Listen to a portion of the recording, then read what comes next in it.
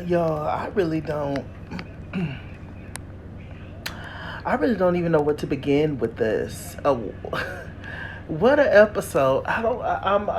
I'm kind of all over the place with my feelings right now for multiple reasons. Things personally that's happening with my family, and just with this show, it is just what is. Where do I want to begin? Okay, first of all, I want to say this.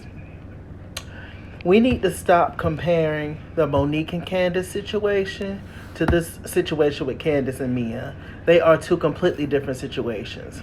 And it's slightly um, unfair, but the world is not fair, whatever. It's slightly unfair to constantly say that when Candace get rowdy with somebody or there's an argument with Candace, um, that it's like, oh, there she goes again, although she deserves to get dragged again. Where's Monique and whoop to whoop? And it's just like, why does everything go back to that? You know, I'm tired of talking about the whole Monique situation, so I'm really not going to get into it. All I'm going to say is that they are two completely different situations, okay? And whatever, I'm not going to get into it. Yes, I am. I'm going to say that from what I saw, I'm going to go back and actually watch the season one day when I'm bored. I'm going to go back and watch the season, but from what I saw, Monique was taking every single opportunity to come at Candace, and then she finally got her and latched on to her ass. That's all I'm saying. But anyway, what? It's a lot. Candace.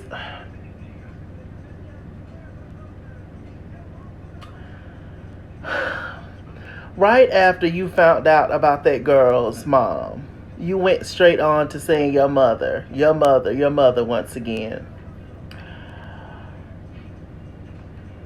On one hand, I wish that you would have just said, Mia, you calling my production low budget hurt my feelings. But I mean, who's gonna say that? Mia's coming in and, oh, I'm coming at it from a business standpoint. No, you weren't. Bigfoot and hard jaw. You were not coming at it from a business standpoint. You was being messy and shady. And Miss Dorothy, who's messy and shady, who wants to be on the show, she will gladly give you that information because she don't like Chris anyway. Now, I was just sitting back tripping. I was just like, what is going on here? Let's, y'all, I don't even know. This episode got me tripping, and my mom just told me some news about my aunt. It's just really, that's got me tripping and feeling some kind of way, and it's just like, I don't know, y'all. I'm gonna keep going. I'm not gonna stop this video and redo it, but I'm just like, Chalaki's speechless. He's speechless. He's gone today. I don't know, y'all.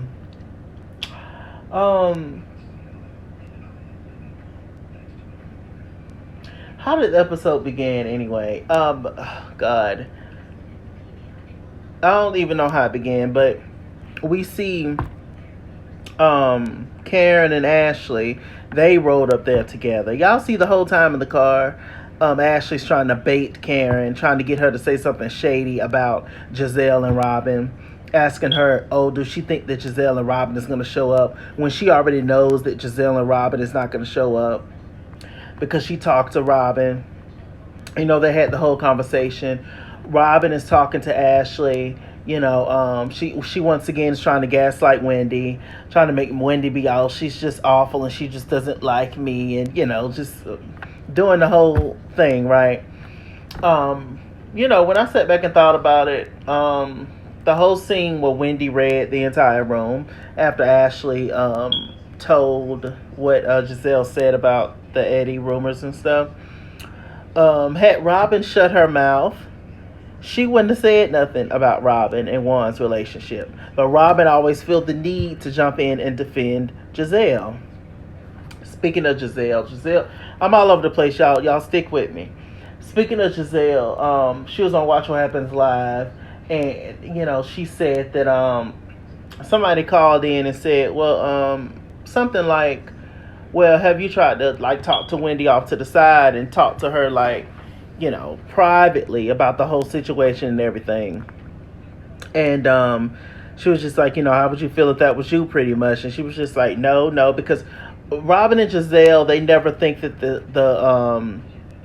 the like if the shoe was on the other foot, they can never like understand or relate the Wendy situation to what they did to Wendy to anything else. They just don't get it. They don't seem to understand. It's like, oh no, this completely different situations, a whoop to whoop. In their mind, they've created this BS, I'm like, oh child, okay, this is sickness. So then she goes, Giselle, oh well, Wendy is just insecure, so I'm not going to talk to her because she's insecure. Why do you think that every woman that has an issue with you is insecure? Giselle, why do you think that people are jealous of you just because of how you look? Like, are you really that, like, narrow-minded and like, simple-minded to think that people, anybody who has an issue with you is just, they have to be jealous of your looks? Like, child, please, Giselle. I can't with both her and Robin. So anyway, Ashley's sitting over there with the baby and talking to Robin and stuff. And, Ashley, she was just like, oh, I'm disappointed. I'm so disappointed. And Robin was like, why? It ain't your trip. She was just like, because I want you there. I can give a shit about Wendy. So then why are you coming? Why are you coming? You see, there were so many little things in this episode, comments that people made that showed their true colors about how they feel about people. But because Candace was the loudest person in the room and was saying all this stuff out her mouth, nobody paid attention to it. Before the whole thing happened, the big blow up at the end of the episode, we was all dogging G on Twitter. We was talking about G, how he's creepy, how he's the Black Michael. And, just acting a fool. Y'all heard him talking where the white women at. And everything. Like, it was just so much to this episode but it just got overpowered by that situation. I'm just like, oh God. It truly irritated me, because, Dr. Wendy, her and her husband are talking, they're getting ready to leave out for the couples trip. And, she said that Giselle sent that message in the group saying that because of the rude invitation, I'm not coming because I don't feel welcome. After you just came for Wendy multiple times and you were shady to her first and she responded back and now I can't. It's just so much colorism and so much foolishness that no matter what they give out, no matter what nastiness, evilness they give out, they know at the end of the day they can always retreat back into that victim role, into that, oh, you're starting with me or you're the aggressor, a situation, and they know usually it works because Wendy and Candace are darker and they're lighter, and they know that they can always play that shit. It bothers me to the pits of my black ass soul. It really it really annoys the shit out of me, y'all. And people, see it, and it's just, people are starting to come around. They're starting to recognize what it is on this show, in particular with Giselle. But then it's things like this that happen, and it just brings people back to that mindset, of how people feel about darker skinned black people. And because we're so programmed it's so deep. We're so programmed to think a certain kind of way about people. People over here, people over here, people over here. And your mind automatically goes back to that when they do something that you don't like or they do something wrong. And I just wish that Candace would have got out of her feelings in this particular episode, because the conversation that she was having with Mia, it was going, fine.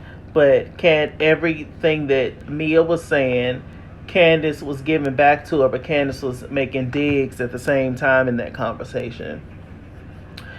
And it just didn't need to escalate to that level at all.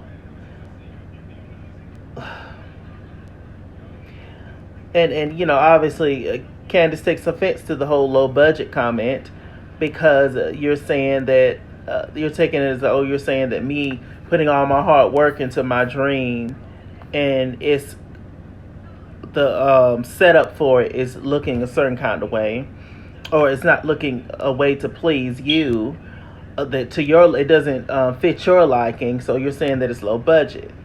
And calling something low budget, it's almost like you're calling them low budget, saying that you're under them and beneath them. And listen, I just wish it was just portrayed differently.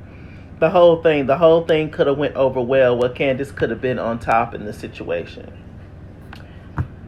But it went how it went, and I'm just like, Lord Jesus. There's so much other stuff to talk about when it comes to Mia, besides the Yo Mama thing. But was Mia 100% wrong for talking to Dorothy, regardless of what Dorothy said?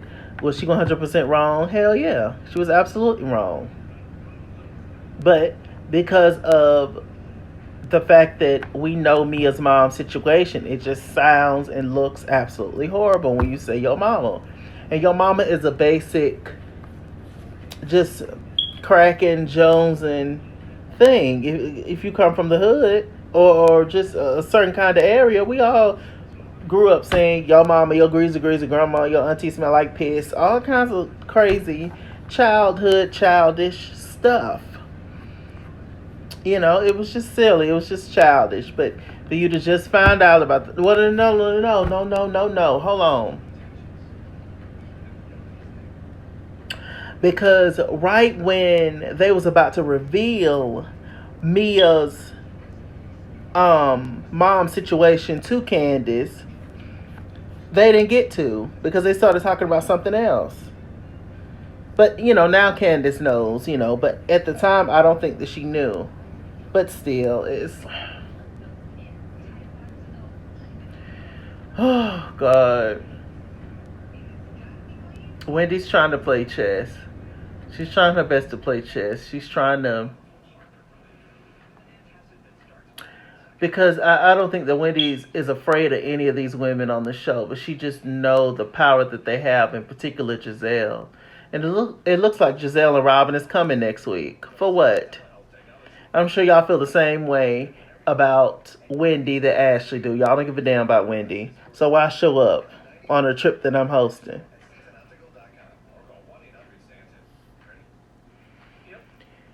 Oh, God. I'm triggered. Y'all. How do y'all feel about this episode? Child. It was a mess. Isn't Eddie's very handsome? Wendy's husband. He's very handsome. Beautiful teeth. Beautiful skin. Just a very nice man. Did y'all see how when Mia and G got there, that he held up the keys, talking about, park his car. He was the valet. Talk about Eddie and talking about, he was joking, but I didn't really like that. And then Mia, oh, I'm not getting my bags out the car. Bitch, you showed up on a trip that you didn't have to pay for, that you coming on for free. You and your husband, you packed your clothes and you take them in the house. But Mia has so much about her is wrapped up in money, because she didn't come from nothing. So when people don't come from anything, when they all of a sudden get a lot of things, in particular money, then they just hold that to such a high value. And when you've been broke, like me constantly, when you've been broke, sometimes, well, you never, once you reach the bottom of the bottom, just in general, you never want to be that way again. And so that's why she put so much emphasis into money and the whole nine. Um,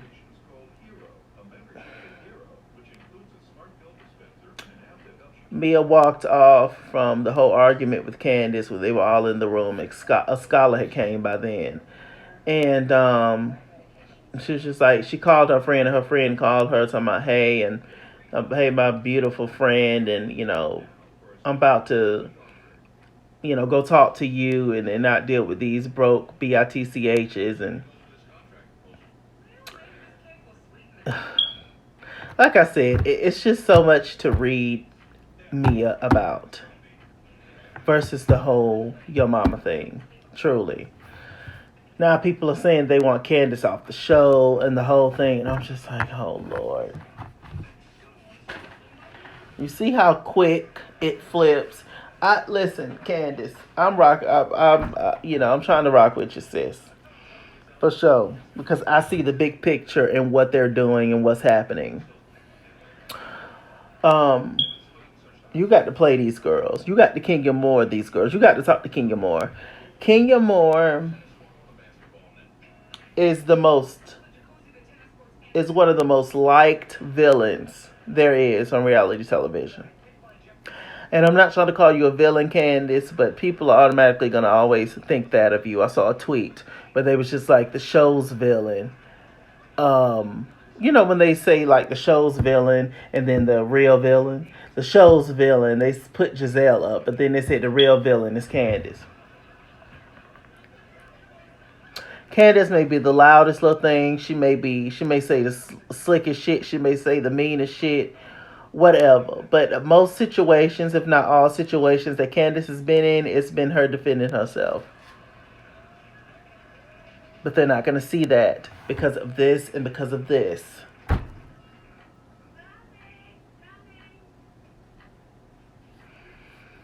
We've grown comfortable.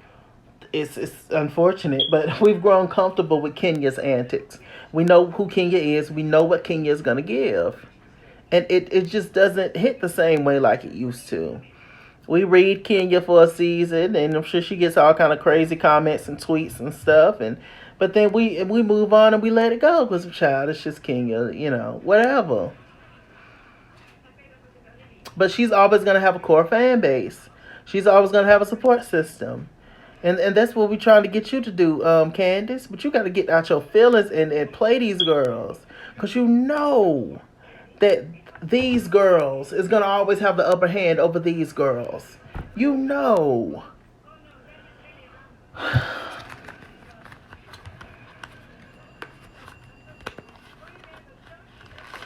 Candace, I ain't finna read you too much. I owe the IRS. They trying to come for my money, take all my checks. I need a car.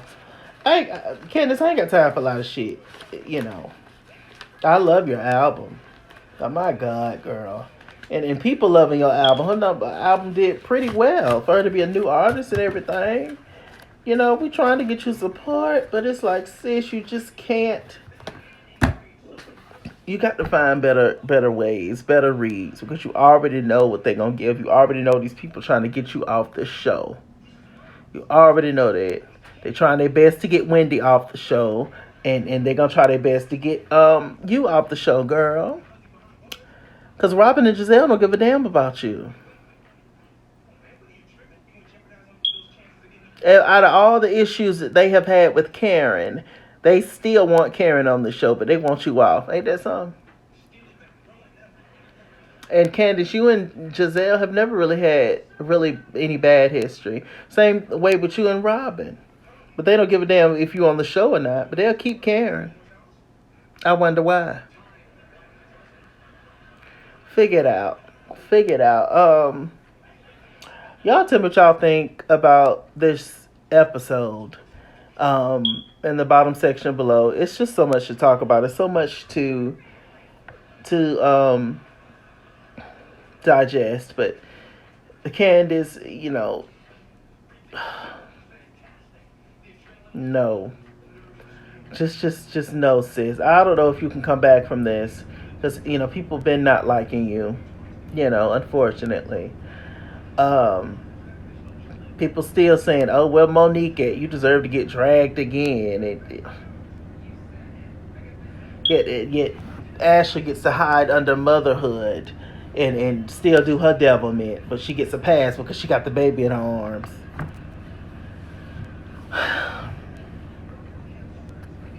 With that said, I'm MrChalaki. MrChalaki on Google Plus. Follow me at Skinsmore on Instagram and Twitter. At Skinsmore89 on Snapchat. Chisking on Facebook. MrChalaki on Cash App and PayPal. And as always, run me my money, I'll run me my fade. Run me my money the way I get paid. Stay black, stay tuned, and I'll see you guys later. Bye.